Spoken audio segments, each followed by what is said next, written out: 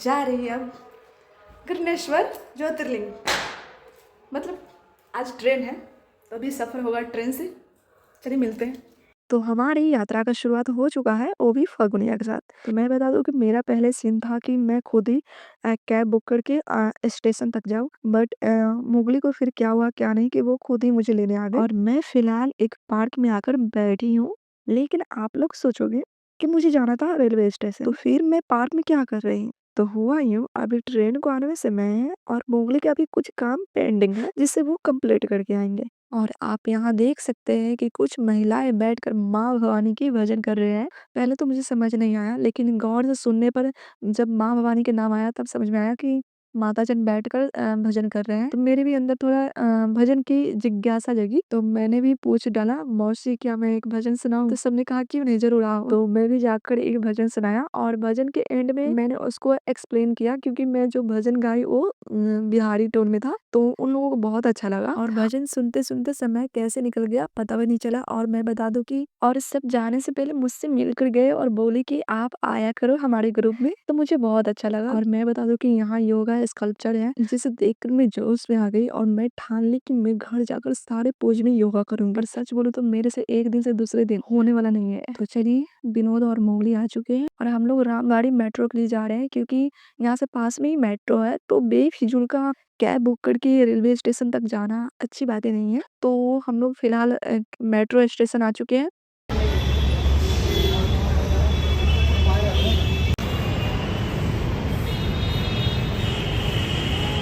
तो चलिए दोस्तों, हमारी मेट्रो आ चुकी है।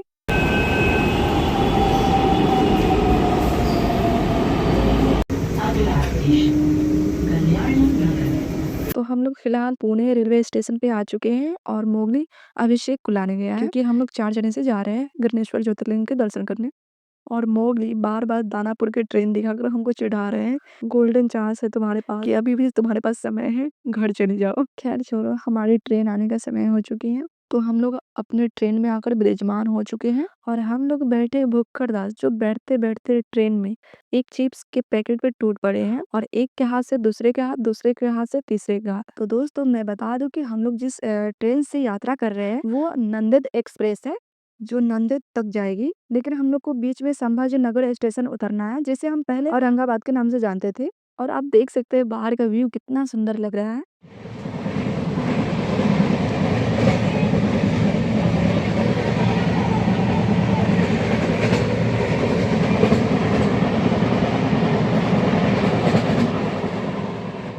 और एक बात बताना भूल गई, हम लोगों का रात का जो ट्रेन थी वो 9:30 बजे था और सुबह के 5:30 हो रहा है। और हम लोग फिलहाल संभाजी नगर स्टेशन उतर चुके हैं। और आप जैसे ही स्टेशन से बाहर निकलते हो तो शनिदेव मंदिर के पास ही आपको ऑटो मिल जाएगी।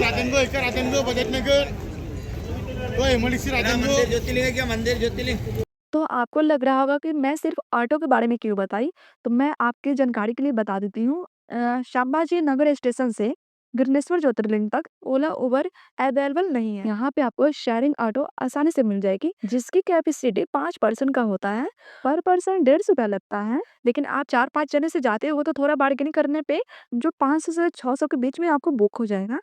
और हमारे जो ऑटो वाले भैया थे वो काफ़ी अच्छे थे। उन्होंने बताया से आप लोग दर्शन के बाद कहाँ जाइए, जिससे आपका समय भी बचेगा और आप अच्छे से घूम भी पाओगे। तो काफ़ी अच्छे से उन्होंने समझाया हम लोगों को।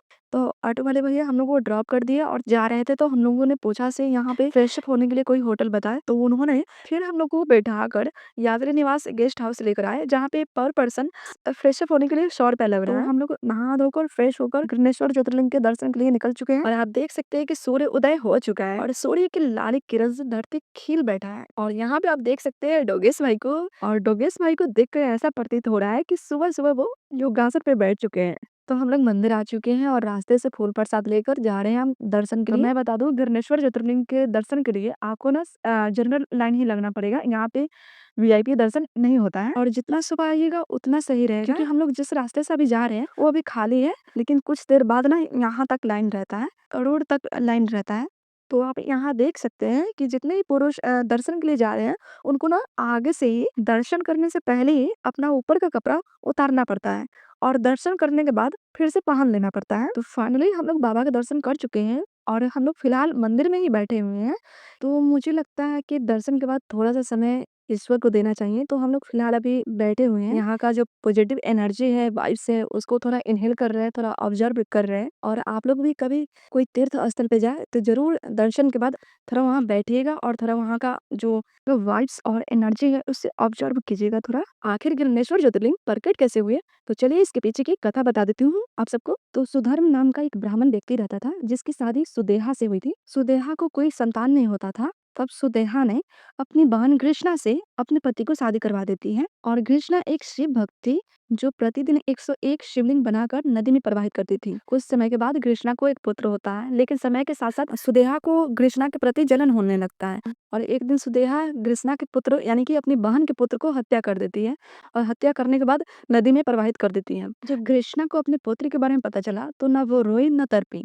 रोज की तरह उस दिन भी 101 शिवलिंग बनाकर नदी में प्रवाहित करने चली गई। और जैसे ही कृष्णा 101 शिवलिंग को प्रवाहित कर रही थी, उसका पुत्र उसके सामने खड़ा हो गया। तभी उसी समक्ष तब भगवान शिव प्रकट हुए और सुदेहा के कुकर्म के बारे में बताए। जब कृष्णा सुदेहा के बारे में जानी तो उसने उसके लिए दंड नहीं मांगा, बल्कि उसे क्षमा कर दी। और भगवान शिव कृष्णा की भक्ति से प्रसन्न होकर वरदान मांगने के लिए बोला। तब कृष्णा ने भगवान शिव को यहीं रहने की विनती की। तब से गणेश्वर ज्योतिर्लिंग के नाम से जाना जाता है। और मैं बता दूं, गणेश्वर ज्योतिर्लिंग एक भक्त की भक्ति का आस्था का प्रतीक है। और गणेश्वर ज्योतिर्लिंग के दर्शन से संतान प्राप्ति की इच्छा भी पूरी होती है। 12 ज्योतिर्लिंग में से अंतिम ज्योतिर्लिंग यानी कि 12वां ज्योतिर्लिंग गणेश्वर ज्योतिर्लिंग है। तो चलिए दोस्तों, यहाँ कथा समाप्त होती है। तो देखिए दोस्तों, मैंने एक साइड पर्स लिया जो प्योर वेज है, यानी कि नारियल के छाल से बना हुआ है। और ये पूजा पाठ के लिए बहुत अच्छा है, कहीं भी कैरी करके जा सकते हो और मुझे बहुत पसंद है। तो चलिए दोस्तों, हम लोग थोड़ा भोजन ग्रहण कर लेते हैं। बैठो पब्लिक। और हमारा खाना आ चुका है। और मैं बता दूंगी, हम लोगों का खाना एक तरह का नहीं होता है, अलग अलग होता है, ताकि हम लोग को मलाल ना हो कि हमने ये चीज नहीं खाया, इसलिए अलग अलग मंगाते हैं और शेयर करके खाते हैं। तो चलिए दोस्तों, हम लोग अब जा रहे हैं एलोरा कैब। तो मैं बता दूं, गणेश्वर ज्योतिर्लिंग से एलोरा कैब का रास्ता कुछ ही मिनट का है। तो आप चाहे तो फिट हो पैदल भी जा सकते हो या फिर ऑटो भी कर सकते हो, तो आप अपने अकॉर्डिंग देख लीजिएगा। तो चलिए दोस्तों, मैं एलोरा कैब आ चुकी हूँ। तो मैं छोटा सा झलक आपको एलोरा कैब का दिखा देती हूँ, लेकिन पूरा झलक देखने के लिए आपको थोड़ा इंतजार करना होगा नेक्स्ट ब्लॉग के लिए। और एलोरा कैब में एंट्री कैसे मिलती है, क्या चार्ज है, इसके बारे में हम आपको डिटेल में बताएंगे और अच्छे से एक्सप्लोर करेंगे एलोरा कैब को। तो इंतजार कीजिए हमारे नेक्स्ट ब्लॉग का। और हाँ, हमारा वीडियो अगर आपको पसंद आया हो तो लाइक, शेयर और सब्सक्राइब कर दीजिएगा। और एक मोटिवेट भरा प्यारा सा एक कमेंट कीजिएगा, जिससे मैं थोड़ा मोटिवेट हो पाऊँ। तो चलिए दोस्तों, फिर मिलते हैं नेक्स्ट ब्लॉग में। हर हर महादेव, धन्यवाद।